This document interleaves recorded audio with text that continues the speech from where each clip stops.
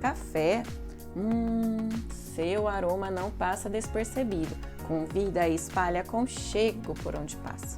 Mas afinal, por onde ele passa? E agora, o Rafael, da Legado Cafés. Bem-vindo, Rafa. Olá, pessoal. Boa noite. É uma honra estar junto com todo mundo aqui, com pessoas que têm tanta sabedoria e conhecimento, né? Acho que todos nós temos a aprender, principalmente com essas pessoas aí mais sábias realmente. Eu tenho 29 anos. Desde 2017 venho entrando nesse movimento de trabalhar com agricultura. Após uma viagem pela África, vim de um histórico com a MIR também, de indústria alimentícia. Trabalhava com os principais aí, hoje fornecedores de alimentos da cadeia alimentícia do Brasil, que a princípio convencionais, e foi onde eu decidi realmente mudar a minha vida e observar que a alimentação, né, aquilo que a gente come é aquilo que realmente faz a gente se prevenir de doenças e também ganhar mais longevidade. Então, desde então, decidi trabalhar com café. Hoje o meu sonho é se tornar referência em café orgânico, não por ego ou vaidade, mas para a gente mostrar que é possível sim trabalhar com agricultura orgânica, com café orgânico, e com a nossa meta se tornar a referência também em relação aos custos, né, que hoje é o grande trauma ou alguma coisa aí que possa vir assustar os produtores. Então, prazer, é uma honra poder estar falando aqui com vocês sobre a bebida mais consumida no mundo após a água. Muito bem. Obrigada, Rafa. Bem-vindo. Bom, depois do pãozinho, um cafezinho para acompanhar, né? Um café que é bom para qualquer hora do dia. Uma coisa que deixa a gente incrivelmente feliz é o cheiro de café, né? E eu gosto até de apreciar as notas, as nuances que tem, porque cada café é único, o aroma, né? Cada marca que a gente degusta tem um sabor completamente diferente, que é consequência do caminho que passou esse café, né? Então, você pode falar para a gente de uma forma geral, Rafael, esse caminho, o que passou o café até chegar aqui na nossa xícara? Olá, pessoal, boa noite novamente. Bom, obrigado, Mi, por introduzir aí o assunto. A gente costuma dizer que hoje o café é uma das cadeias mais ricas, né, em termos de contato de pessoas, né, e talvez por isso seja uma das bebidas mais consumidas no mundo, porque são tantas pessoas colocando, né, a mão e fazendo muito com amor o que a gente produz aqui no campo, desde o processo dentro da fazenda de beneficiamento, né, então dentro da fazenda tem todo um processo que muitas pessoas não conhecem. A gente, no nosso Instagram, a gente faz questão de, nas nossas redes sociais, de mostrar todo o processo aqui dentro da fazenda, para fazer com que todo mundo conheça, né, como é produzido um café. As pessoas ficam assustadas de como tem muitas etapas dentro da cadeia do café, além, né, de depois de ir para armazéns de rebeneficiamento. Então, dentro da fazenda é colheita, processo de lavagem, descascamento, desmucilagem, que é tirar um pouco o mel do café para a gente conseguir depois fazer a seca. Aí tem várias etapas de seca dentro da fazenda, que a princípio a gente consegue melhorar a qualidade do café de acordo com o processo de seca, né? Que varia desde seca em terreiros suspensos, né, que a gente chama de African Bed, que são como se fossem camas mesmo, né, onde os cafés ficam secando, e quanto mais lenta essa secagem, maior é o índice de qualidade que a gente consegue chegar no processo de qualidade do café em si mesmo. E é incrível, né, assim como o pão, a gente consegue, quanto mais lenta for o processo, maior é a pontuação que a gente chama no café, maior a qualidade. Né, hoje o café de mercado, o mercado de cafés especiais no Brasil vem crescendo 7%. Antes, todos quaisquer melhores cafés que tinham aqui no Brasil eram exportados, né? A gente não ficava com nada, mas eu vou falar um pouco mais para frente. Mas isso vem mudando. E para a gente ter essa mudança, a gente teve que reestruturar toda a cadeia dentro da fazenda, que é para produzir cafés especiais. Muda todo o tempo, toda a metodologia implementada. A gente tem um processo de fermentação também com os cafés, com leveduras, sem leveduras, enfim, são diversas etapas, né? E depois a gente manda, né, um processo de armazenagem, que entra também todo, mais umas 10 processos, etapas de seleção do grão, e aí depois em si vai para a parte de torra, né, que entra a parte de torra e a parte de moagem e invase do grão. Então, a gente diz, né, são muitas etapas do pé à xícara do café. Bom, falando um pouco mais de café orgânico, né, a agricultura orgânica em si, ou a pecuária orgânica, todos nós sabemos que é um processo que vai muito mais além do que só o ato de fazer um alimento sem veneno ou agrotóxico.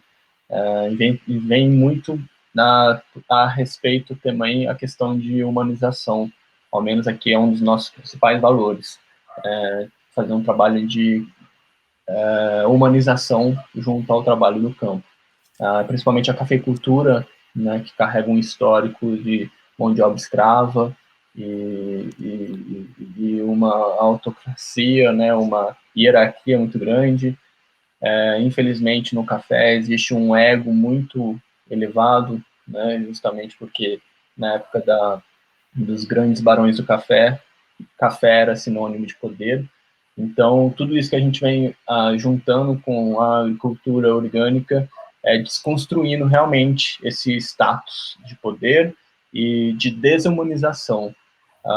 Então, junto com a questão, né, como funciona hoje a lavoura, além da gente não usar, né, veneno nem agrotóxico, a gente está usando, né, por exemplo, assim como todos nós hoje está valorizado a kombucha, né, que é probióticos, micro-organismos vivos, nós vemos implementando isso na lavoura também. Então, também a gente usa própolis para combater, né, a parte de fitossanitário, que é a parte de doenças, e também micro-organismos, né? Nós construímos uma biofábrica onde a gente pode multiplicar bactérias e micro-organismos vivos para jogar na lavoura, em função de trazer benefícios, tanto em questão de nutrição do pé, do café, quanto na parte de né, algum benefício que possa vir dar mais força para a planta e prevenir algum tipo de doença. Além disso, né, a gente valoriza muito a ideologia de que primeiro a gente tem que nutrir o solo, e a nossa maior riqueza é o solo, e a gente focando nisso, a gente tem a garantia de que o solo vai cuidar da planta. Então a gente cuida do solo para o solo cuidar da planta.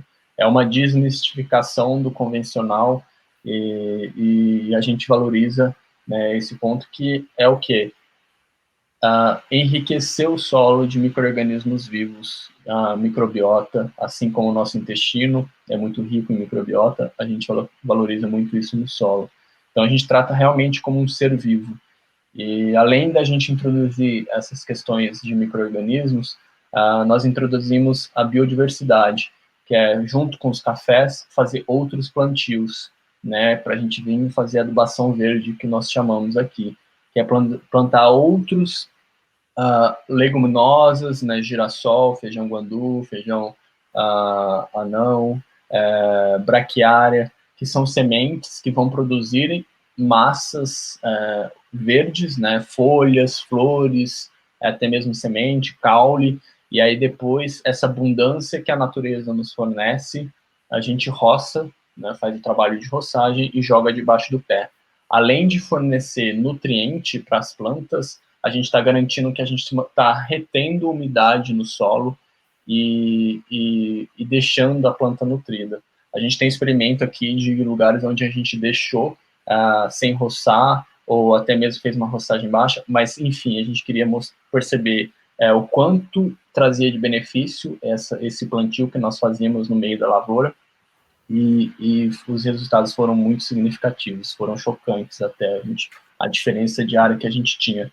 Então, a agricultura, né, do café orgânico é muito mais do que só não usar veneno e nem agrotóxico.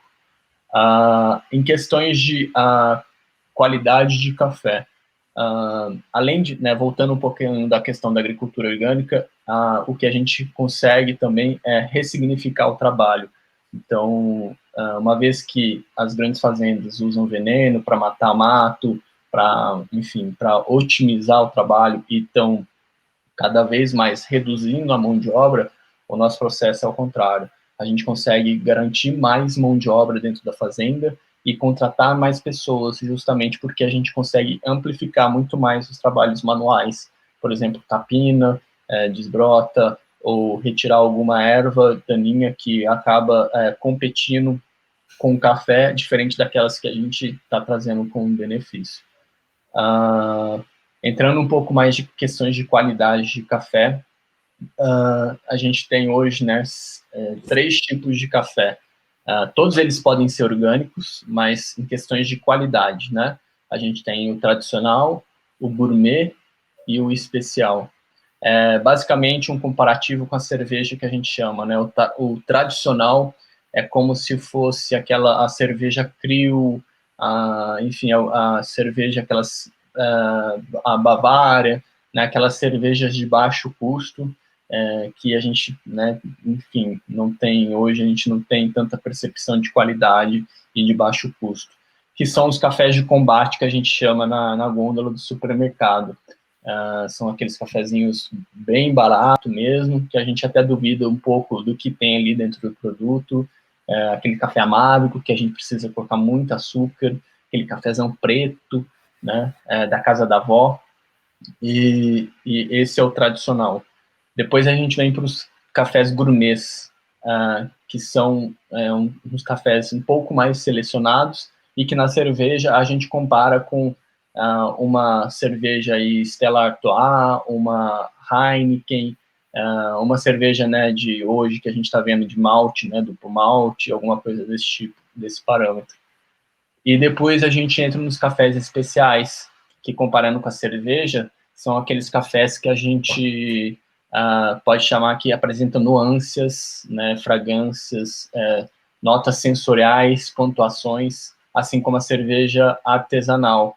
As cervejas, aquelas Eisenbach, aquelas cervejas que são produzidas em Campos do Jordão, né, onde que muito mais que o sabor da cerveja, a gente começa a sentir outras nuances que vêm por meio da fermentação. Né, às vezes uma nuance de cacau, laranja, aquela cerveja que é muito encorpada, a cor é diferente, e assim acontece com o café. Né, então tem sido bastante expansivo, né, o crescimento de mercado de cafés especiais no Brasil. As pessoas estão sim agora aprendendo a tomar café de verdade, e mais do que isso, né, esses cafés especiais, por exemplo, a gente fala que a gente seleciona os grãos com maior teor de açúcar, então eles são adocicados por natureza. São cafés que dispensam adição de adoçante ou açúcar. É um processo de aprendizagem, né? É uma desconstrução a gente tomar esse tipo de café. Muitas pessoas evitam, né, como é a hora que vê, porque é um café mais claro, né, não aquele café escuro, amargo. Então, é um processo de readaptação alimentar e de paladar. Então, existe essa grande diferença. Aqui tem uma pergunta dos comentários do YouTube. Quanto tempo leva da plantação à colheita e depois da colheita, qual o tempo total das etapas para o café ficar pronto? Pergunta do Rodrigo Joaquim. O café, depois que a gente planta ele e muda, ele leva 2 anos e meio para dar os primeiros frutos, né? Então, caso alguém queira conhecer um pouco mais, nas nossas redes sociais no Instagram, chama Legado Cafés, Inclusive, agora a gente está em formação de muda, então depois a gente entra nesse período de chuva, a gente entra o plantio, então ele leva até 2 anos e meio para dar os primeiros frutos e vir em processo de colheita. O café, ele é uma planta perene, que a gente chama, né? Não é um milho, uma soja, alguma coisa do tipo, que a gente planta, dá 90 dias, já colhe, enfim, a gente arranca o pé inteiro. Não, o café, depois que a gente planta, ele pode, né, ter uma vida perene aí. A gente tem pés de cafés aqui plantados em 1995 e até hoje está dando frutos para a gente. Esse é o processo aí de plantio e colheita. E aí, conforme for, ele vai crescendo, né? E aí entra uma questão mais econômica de avaliação de produtividade, se compensa realmente deixar ou renovar a lavoura, ou entrar algum processo de poda, enfim, isso é um pouco mais avaliação econômica. Em colheita, né? A colheita, hoje no Brasil, né? O maior produtor e exportador de café é verde, né? Do fruto mesmo, do grão do café. A gente começa aí em torno de maio e vai até julho, agosto. E nas grandes regiões cafeeiras, né, é a melhor época, e a época ideal, e por isso que é essa época, que é a região que a gente tem, uma região, né, uma época com maior, quer dizer, com menor índice de umidade, porque a partir do momento que a gente arranca e colhe o fruto do pé, a gente precisa de baixa umidade na atmosfera para a gente conseguir secar o café mais rápido possível, rápido que eu digo, controlável, né, sem ter contato com umidade, por conta que pode ter chuva, né, a gente está numa empresa de céu aberto, e aí, assim, não ter uma fermentação negativa, que é uma fermentação que prejudica o café. A gente só vai para o lado da fermentação positiva. E aí o processo, né, depois de seco, que a gente chega numa umidade de 12%, a gente consegue manter aí o café por 1 ano, alguma coisa assim, estocado, até entrar nos processos, né, de rebenefício, de industrialização, que a gente chama. E aí vai o tempo de acordo com a capacidade produtiva, de acordo com a tecnologia disponível, enfim, aí esse tempo é muito variável. Mas um processo de torra, por exemplo, a partir do momento que o café entra num torrador, ele vai levar aí, de 10 a 12 minutos, né, torrando o café, para ele deixar de ser um produto vegetal cru, né, e se tornar um produto industrializado, torrado. Aí depois vem moagem, vase, enfim. Aí só de uma última pergunta rapidinho, como que você, então, passaria de dicas, assim, para a gente escolher um café de qualidade, com tantas opções que a gente tem no mercado? Bom, o primeiro é ver na embalagem, é justamente esse nome, né? Se é um café simplesmente tradicional, provavelmente ele não vai ter nenhuma nomenclatura. E aí observar, buscar por cafés gourmets ou cafés especiais, né? Então vai estar escrito lá café especial ou café gourmet. E aí vem um pouco mais de informação atrás da informações ali que está na embalagem, que a gente vai passar um pouco mais de informação de terroir, né? Aqui altitude, 950 metros, qual é o tipo de variedade de café, quais são as notas sensoriais que ele apresenta. E um grande farol, um grande radar é o preço, né? Infelizmente, a gente encontra hoje café aí R$5, R$9 o quilo na prateleira. Uma das grandes metas hoje nossa é dar acessibilidade a um café de qualidade, orgânico, às pessoas que não têm esse acesso em termos financeiros. É um grande desafio nosso, justamente por isso nós queremos se tornar referência em café orgânico para trazer essa acessibilidade de redução de custo também.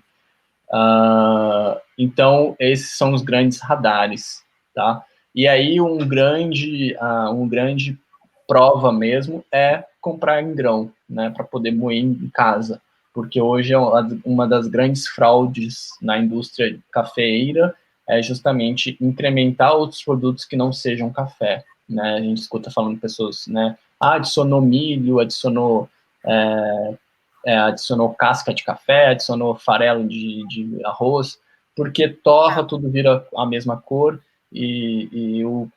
querendo ou não, aquele gosto de queimada, aquele gosto amargo do café vai sobressair e vai estar todo mundo tomando uma coisa que muito bem não sabe o que é. Isso realmente acontece. Infelizmente, são muitas marcas hoje no Brasil e a legislação, por mais que a Anvisa hoje eu acredito que seja um dos órgãos mais competentes, né, no Brasil, o nosso território é muito extenso, então, infelizmente, aí acaba que não tem como fiscalizar 100%. Tá legal, muito obrigada, Rafael. É muito interessante, é todo o conteúdo que tem numa xícara de café, né? Além de trazer todo esse prazer, todo um contexto por trás, quantas pessoas impactadas nessa cadeia, né? Todo o ecossistema que é necessário para a gente tomar nossa xícara de café, né? Muito obrigado. É muito bom ouvir produtores como você e que esse movimento cresça cada vez mais. Tati, então agora vamos abrir nosso prato principal com ovo? Opa, vamos. Antes, obrigada, Rafa. Nossa, aprendi bastante. Quero aprender mais ainda. Né? Então, já está convidada para a segunda edição, hein, para a gente aprofundar aí. Muito bom, muito bom. Parabéns, obrigada. Isso nos enche de esperança, seu trabalho, viu? Muito Sim. bom. Obrigado a vocês pela oportunidade. A gente ficou com uma pergunta sem responder aqui, que foi da Alessandra.